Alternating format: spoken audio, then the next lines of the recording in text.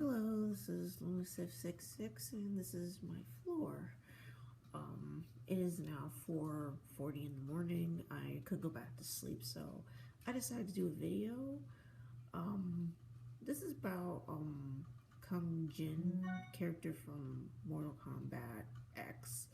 I heard yesterday that it's been confirmed by NetherRealm Studios that Kung Jin is gay. And this was revealed in his flashback scene in chapter 4.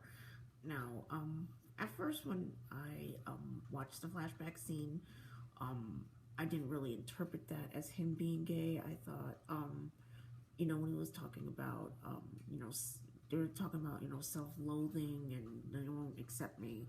I was thinking along the lines that, Kung Jin is Kung Lao's cousin, and they're descendants of the great Kung Lao. If I get that wrong, let me know. And I thought, the self-loathing from a standpoint was probably like family expectations and stuff like that. And the part they won't accept me part was coming from the point that Kung Jin was a thief, and they won't accept me, like they won't accept me because of the stuff that I've done in the past. But also that kind of made me think a bit, and that was like really subtle for them to do, and that kind of made me think about because being gay is hard, but being gay and a minority is even harder from what I understand. From what I understand in Asian culture, it's very hard because in Asian culture it feels like you have to, from what I've observed, you have to fit a certain mold, and if you don't,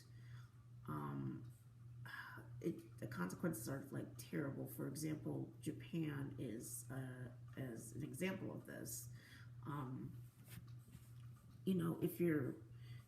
If you're not a certain type of way, then I guess you're facing ostracizing from, I guess, the society at large, and it's like really bad, kind of like to the point to like people taking their own lives, people dying of overwork, and I mean the pressure is just like tremendous. And I know in the Black community, being a homosexual in the Black community, that's like really bad. That's like two strikes against you, especially in foreign countries. That's like really bad, even worse than being gay, being homosexual and Black in America. So that's what I got from it. And I know there's going to be a lot of people who are going to be complaining,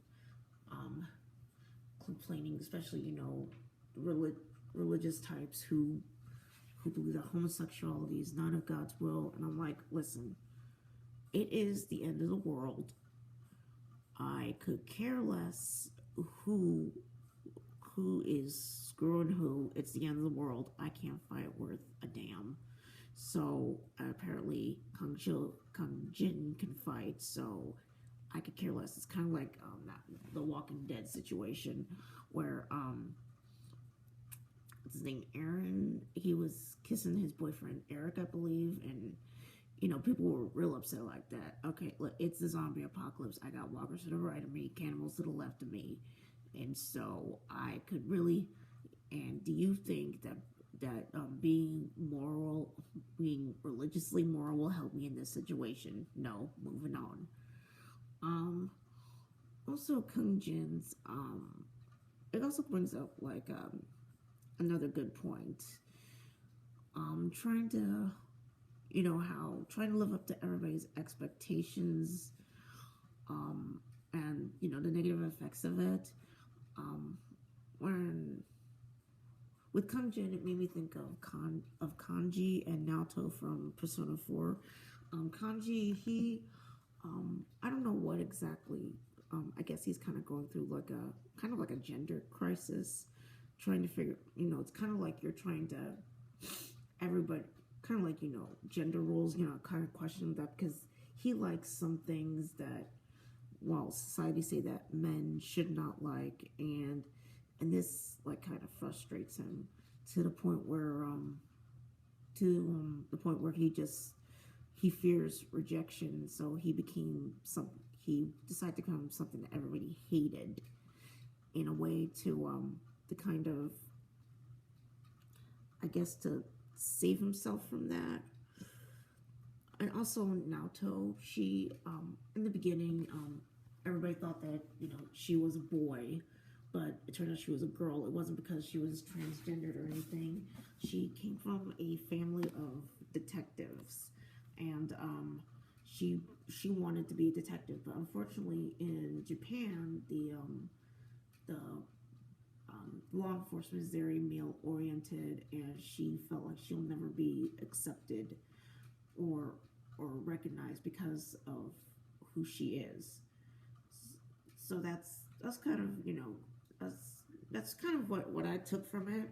Kung Jin, being it's sorry, when you're dealing with pressure to try to live up to everybody's expectations of you, because like a family or society, you tend to lean the other way, because what you are right now, it doesn't really fit, and also out of fear of rejection and hurting the ones you love, even further. And probably the last example, and this is kind of going to be going off field, is Loki.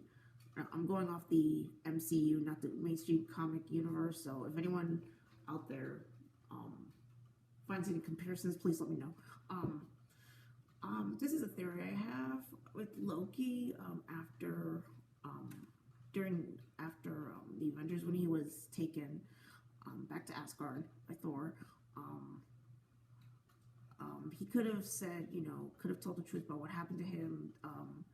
That he was, I guess, supposedly tortured by Thanos and the other, and he could have told him what happened. But instead of telling them, this is what really happened, maybe they would be more sympathetic. He pretty much just does his thing, and I think part of it is because out of shame of hurting his family and stuff like that, because he felt genuine remorse and shame for his actions. So at this point, he feels that the only way to kind of protect them and himself from being themselves is to either be dead or be imprisoned.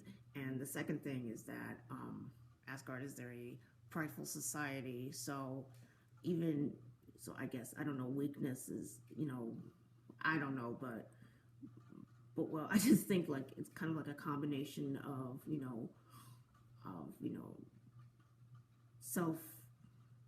self-loathing on his part about what happened, and the way he was raised. So that's pretty much my topic.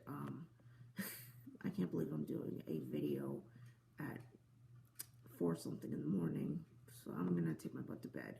So that's all I have to feel about it. That's Lonely 666, and you have a good night.